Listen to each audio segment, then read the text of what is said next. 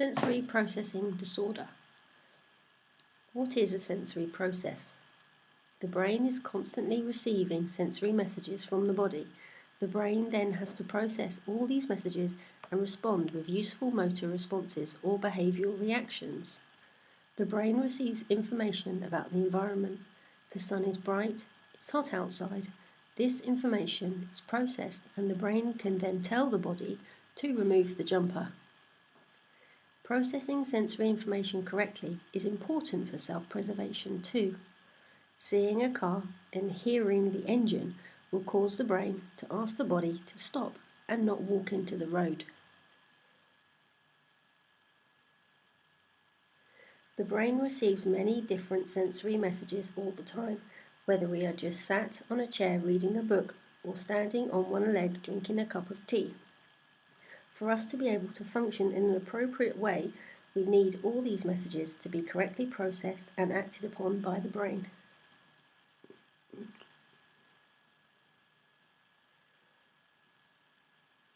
Sensory processing disorder is when the brain receives sensory information but is unable to process it correctly and does not provide the body with the correct sensory response.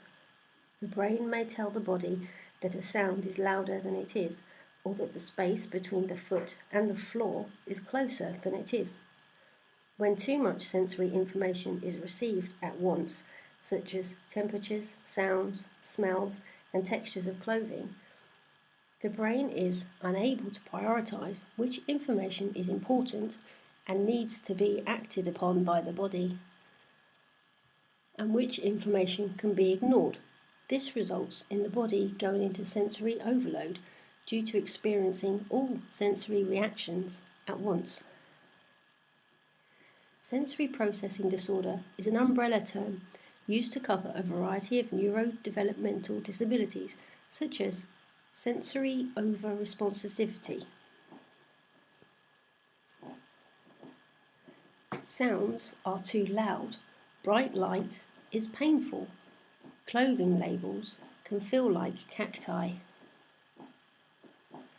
Sensory under-responsivity is a very slow processing of information and the ability to react to it.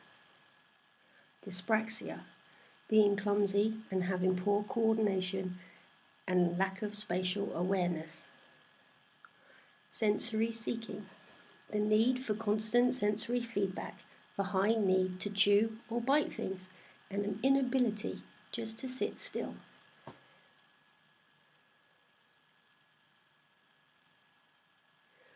What treatment is there for sensory processing disorder?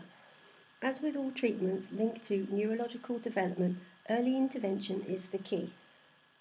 Taking advantage of young brains' willingness to be moulded, the first step is to observe behaviours in various settings, at home, and in school, and in the community, to try and establish which sensory processes are being affected. A GP can then refer the child to an occupational therapist, whose job it is to help re-establish the broken neurological connectors within the brain. To do this, the occupational therapist will observe the child, set some activities to be completed to get a better understanding of the child's sensory needs. The occupational therapist will then suggest activities to strengthen core body muscles or to help desensitize to a particular object or group of objects. Brushing and deep pressure is an effective way of providing for these sensory needs. How can schools help? Provide a quiet space for the child to retreat to if all gets too much. This will allow the child time to process information and avoid sensory overload, which can be painful, scary, and embarrassing for the child.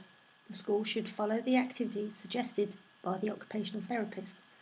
Starting the school day with a sensory circuit can help the child's brain process information more effectively.